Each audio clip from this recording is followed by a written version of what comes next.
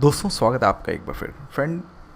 काफ़ी सारी कन्फ्यूज़न आपके दिमाग में भी होगी while purchasing a mind map, और इवन माइंड मैप आने के बाद भी आपके मन में ये था कि इसको यूटिलाइज़ कैसे करें, कैसे इसको इफेक्टिव वे में लें। ये स्पेशली वीडियो उनके लिए भी है जिन्होंने मेरी तरफ से मतलब हमारे माइंड मैप्स को काफ़ी ज़्यादा परचेज़ किया, सराहा, आप लोगों का सपोर्ट, प्यार, बहुत कुछ मिला और मुझे भी मेरी औकात के बारे में पता चला कि मैं और अच्छा कर सकता हूँ। बस मैं यही कहूँगा कि मैं अपने आप को इम्प्रूव करूँ धीरे धीरे, ताकि आपको सभी सब्जेक्ट्स के, चाहे इकनॉमी हो, साइंस हो, और मेंस के सब्जेक्ट्स हो, एथिक्स हो, GS1, GS2, GS3, even in upcoming future में ऑप्शनल्स भी हो। ये क्यों मैं कर पा रहा हूँ? क्योंकि आप लोगों का सपोर्ट है। खैर, back to the topic, how to use Arora IAS mind map for the better prelims result. तो इसी चीज़ को मैं लेके चलता हूँ। अभी तक मेरी देखिए दोस्तों कुछ इतनी किताबें आई हैं, लाइक पूरा टीम एफर्ट्स है। ऐसा नहीं बोलूँगा कि मैं ही आगे आया हूँ, सबका कंट्रीब्यूशन है। स्पेशली स्वाति श्रीवास्तव का बहुत इसमें बड़ा एक अहम रोल है इसमें, अगर इन माइंड मैप्स को भी फाइनलाइज कराने में। तो एक अरोड़ ये मॉडर्न हिस्ट्री की और साथ में एशियन हिस्ट्री की, ये विद इन 3 to 4 डेज़ में स्टॉक में आ जाएगी, क्योंकि एज़ अभी 17 तारीख है तो अभी इन ऑन प्रिंटिंग है। ये बात हो गई।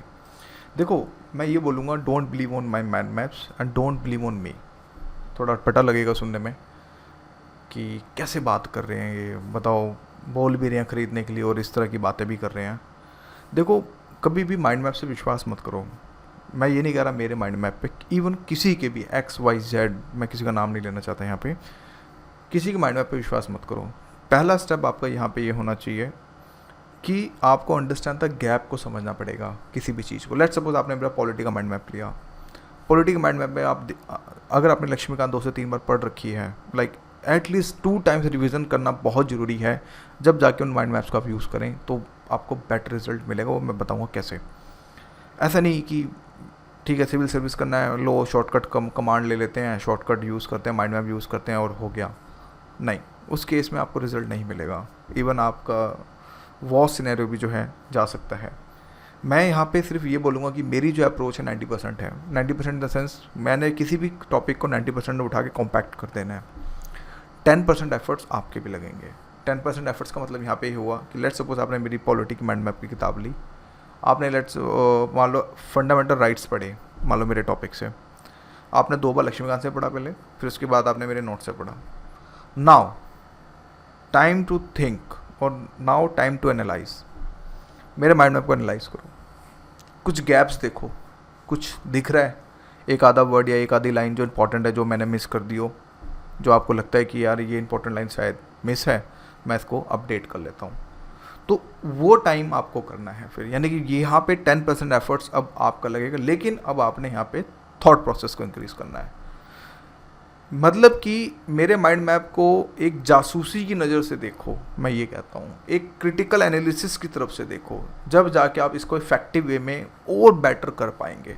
अगर आपको लगता है कि FIR में कुछ है, गैप दिखा, सर पॉइंट भूल गए, वो आप डालो अपने हैंड रिटन, क्योंकि हर एक पेज में बहुत गैप है और कहीं भी आप जो है लिख सकते हैं, तो उसको आप डालो। अब यहाँ पे कंडीशन ये भी है, उतने ही पॉइंट्स लिखो जितना तुम्हें लगता है कि इंपॉर्टेंट है, तुम्हें लग रहा है कि इंपॉर्टेंट है, हाँ ये पॉइंट आ सकता है वो, बाकी रेस्ट छोड़ देना। कहीं अगर आपने इसको फिलअप करने बैठ गए तो फिर वो एक तरह से अलग लक्ष्मीकांत बन जाएगी। सेम प्रोसेस होगा इन्वायरमेंट में। इन्वायरमेंट को बहुत शिद्दत से बनाया है लॉकडाउन पीरियड में।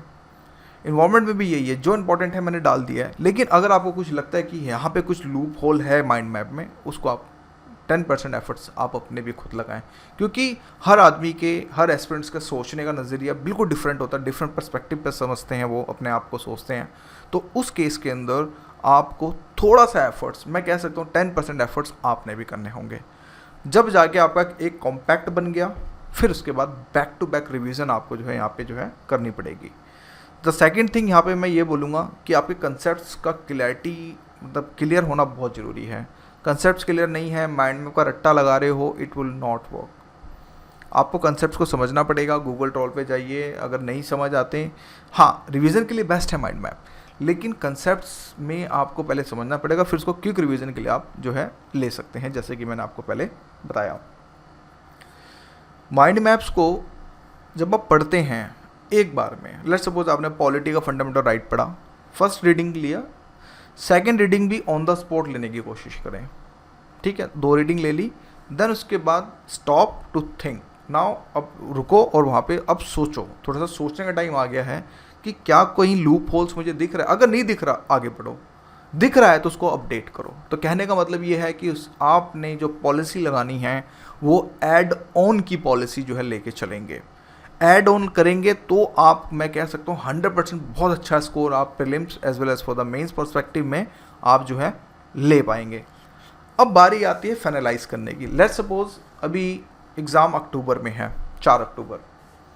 आपका टारगेट क्या होना चाहिए कि 4 सितंबर से लेके 4 अक्टूबर तक एटलीस्ट मैं यहाँ एटलीस्ट का वर्ड यूज़ कर रहा हूँ, मैक्सिमम आपके ऊपर है, 5 टाइम्स माइंड मैप का रिवीजन ऑन द स्पॉट होना चाहिए। बोलेंगे बहुत ज़्यादा है, नहीं। पॉलिटी का माइंड मैप सिर्फ 4 to 5 आवर में ख़त्म किया जा सकता है, क्योंकि नोट्स मैंने बनाए हैं, मुझे पता है।